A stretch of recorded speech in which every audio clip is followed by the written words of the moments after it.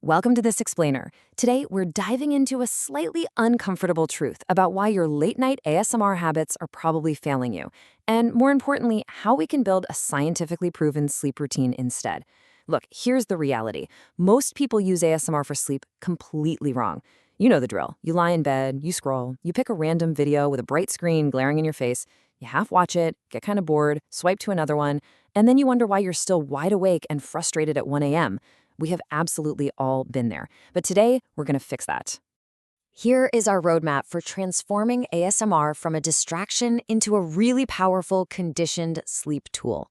We'll cover the entertainment mistake, the science of sleep conditioning, setting up your pre-sleep foundation, the exact wind-down steps, and finally, making this routine stick. Let's get right into it. Section 1, the entertainment mistake. We are starting right out of the gate by holding up a mirror to a super common yet highly disruptive nighttime habit. So think about it. If ASMR is literally famous for being this incredibly relaxing, sleep-inducing phenomenon, why do you still find yourself wide awake at 1 a.m. after watching it? Well, the answer comes down to how you're treating the content. You are treating it like a television show. And entertainment, by its very design, doesn't put you to sleep. It actively demands your attention. This right here really hits the nail on the head. It's ASMR as entertainment versus ASMR as a sleep tool. When you use it as entertainment, you're scrolling, staring at bright screens, constantly swiping between videos. That active decision-making keeps your brain on high alert. But when you use ASMR properly as an actual sleep tool, it requires a consistent routine, a pitch-black room, and sticking to just a single trigger. The goal isn't to hunt down that one magical video. The goal is the routine itself. Moving on to Section 2. The science of sleep conditioning. To really fix this swiping habit, we need to look at the hard data and understand how to train the brain. Okay, so the absolute crucial point here is that running the exact same calming sequence every single night conditions your brain to just automatically expect sleep. Think about how your body works. When you walk into a kitchen and smell fresh baking, your mouth starts watering before you've even taken a bite, right? That's conditioning, and sleep works exactly the same way. This concept is backed up by a massive 2024 Journal of Sleep Research meta-analysis by Varel and colleagues on what's called stimulus control. It is the most evidence-based behavioral sleep tool we have. By keeping your pre-sleep cues consistent and reserving your bed only for sleep, you literally train your nervous system to power down on autopilot. And the results are pretty amazing when we compare ASMR against established behavioral benchmarks, like the massive 2013 Yale meta-analysis that set the standards for how long it should take to fall asleep. A proper ASMR routine is highly effective at meeting those clinical standards for winding down. When it's layered into a structured routine, it actually lowers your physiological arousal. It acts as a repeatable cue that relaxes you right in the moment, while simultaneously training your brain for the long haul. Now, I want you to look at this very specific number. 3.14. According to Dr. Julia Porio's 2018 study at the University of Sheffield, people who experience ASMR actually see their heart rates drop by an average of 3.14 beats per minute while watching. That is huge! It literally shifts your nervous system straight into that highly desirable parasympathetic rest and digest state. So yes, we have physiological proof that ASMR works brilliantly as the relaxation centerpiece of a wind-down routine. And hey, this isn't just theory happening in some lab. A 2015 survey by Barrett and Davis showed that a whopping 82% of users rely on ASMR specifically for sleep, and an astonishing 98% find it relaxing. Using this as a sleep tool is an incredibly valid real-world application. Folks are already doing it. We just need to make sure we're doing it the right way. Which brings us to Section 3, setting the pre-sleep foundation. Let's look at how to set the physical stage before you even think about pressing play.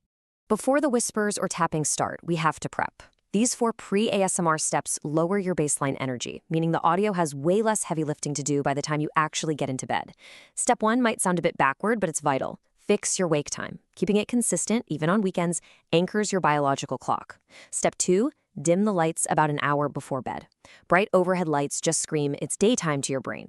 Step 3 is creating a calm landing strip, maybe taking a warm shower, doing some gentle stretching or reading in dim light to slowly power down. And Step 4, tying right back to our science talk, reserve your bed exclusively for sleep. No working, no stressing, no doom scrolling. You want your brain to associate lying down with one thing and one thing only, drifting off. Look, I totally get that a whole list of lifestyle changes can feel pretty overwhelming, but please hear this. You absolutely do not have to be perfect on night one. Honestly, picking just one of these foundation steps, like simply holding a consistent wake time or just turning off the big overhead light, is miles better than trying a flawless routine, getting stressed out, and quitting by Wednesday. Consistency is the secret sauce here. Just make it sustainable for you. All right, on to section 4, the ASMR wind-down steps.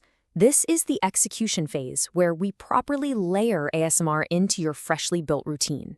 Here is exactly how you use ASMR the right way. Step 5, get in position first. Lie down in the dark, ready to sleep, and only then press play. Don't sit up watching it and plan to get cozy later.